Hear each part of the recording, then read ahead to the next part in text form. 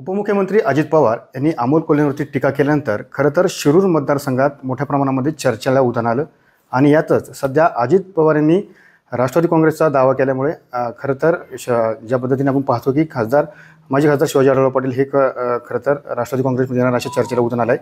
आपल्यासोबत माजी खासदार शिवाजी आढळराव पाटील आहे.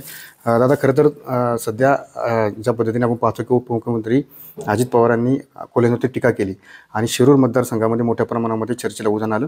एकीकडे आपण पाहतो की आज सध्या ज्या पद्धतीने चर्चा सुरू आहेत की माजी खासदार शिवाजी आढळराव पाटील हे राष्ट्रवादी काँग्रेसमध्ये जाणार. हे बघा, डॉक्टर अमोल कोल्हे आणि अजितदादा काल यांच्या वाद जो झाला आपसामध्ये त्याच्याशी माझं काही देणं घेणं नाही. पण मला आपल्याला स्पष्टपणे सांगतो, त्या अनुषंगानं ज्या चर्चा चालू आहेत माध्यमामध्ये आणि विशेष करून तुमच्या चॅनलमध्ये की सूत्रानुसार शिवाजी आढळराव अजितदादांबरोबर जाणार, त्यांच्या गटात सामील होणार, ह्या चर्चेला कुठलाही आधार नाही. का garage network great, claim cover great, price wait वाह, प्राइस भी great. Tata AIG car insurance, trusted नाम, फॅन्टॅस्टिक नाम. कुठलंही तथ्य नाही, अजून कशातच काही ठरलेलं नाही. जागा कुणाला जाणार हेही ठरलेलं नाही. अजूनही शिवसेना शिंदे गट आणि राष्ट्रवादी अजितदादा गट ह्या दोघांचाही ह्या जागेवर क्लेम आहे आणि तो रास्त आहे. अजितदादांचा हा जिल्हा, त्यांचं ह्या जिल्ह्यावर प्रभाव आहे. त्यांचा ह्यापूर्वी म्हणजे एक टर्मला त्यांचा खासदार निवडून आलेला, त्यामुळे त्यांनी ह्या जागेची मागणी करणं ह्याच्यात काही गैर आहे असंही मला वाटत नाही.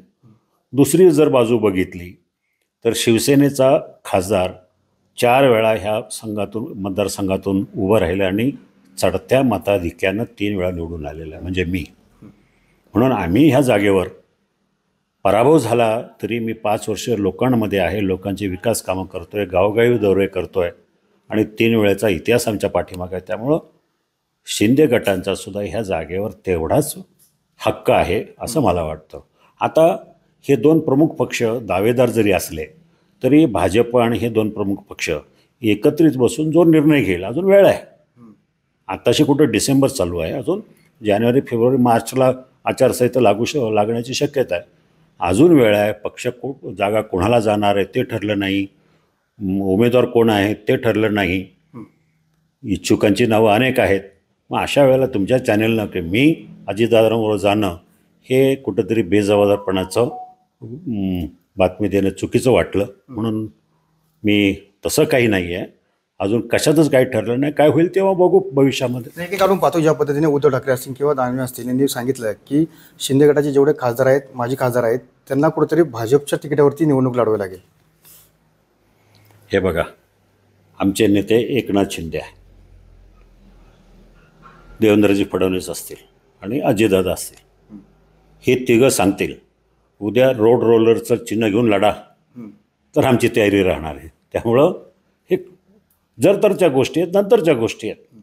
आता कुठल्या चिन्हावर लढायचा हा विषय नाहीच आहे काही. अगोदर माझ्या दृष्टीनं महत्त्वाचं काय की महायुतीच्या 45 जागा निवडून येणं गरजेचं आहे. हे खरं तर आपण ज्या पद्धतीने पाहतो की अजित पवार यांनी खरं तर शिरूर लोकसभा मतदारसंघावरती दावा ठोकला आहे. उद्या जर त्यांच्याकडे ती जागा गेली तर शिवाजी आढळरावांची भूमिका काय असणार हे ठरवणार हे तिघं. कुणी लढायचं, आढळरावांची भूमिका काय असणार आहे, आढळरावांनी काय करायचं, एकनाथ शिंदे ठरवतील, त्याप्रमाणे होणार. त्यावेळेस अजित पवारांनी सांगितलं की तुम्ही घड्याळाच्या चिन्हावरती किंवा राष्ट्रवादीकडनं लढा, तर तुमची भूमिका काय? मी ते सांगितलं. माझे नेते एकनाथ शिंदे आणि उर्वरित 2 नेते यांनी ठरवायचं कोणी काय करायचं ते. त्याप्रमाणे उद्या मला सांगितलं की नाही तुम्ही प्रचार करा, मी प्रचार करेल. सर, ही जागा राष्ट्रवादीत गेली, तुम्हाला पुण्यातनं लढायला सांगितलं, तर तुमची भूमिका काय असणार? विषयच नाही तसं काही. ही पुण्यातून महायुतीला, ही जागा भाजपला आहे. तुमचे हे कल्पना विश्व खूप मोठं आहे. त्यामुळं उद्या तुम्ही म्हणाल की नाही मी साऊथ दिल्लीमधून उभं राहिलं तर काय होणार, असं काय होणार नाही आहे. पुण्यातून मला लढण्याचे काही विषयच नाही. त्यामुळं लढलो तर शिरू.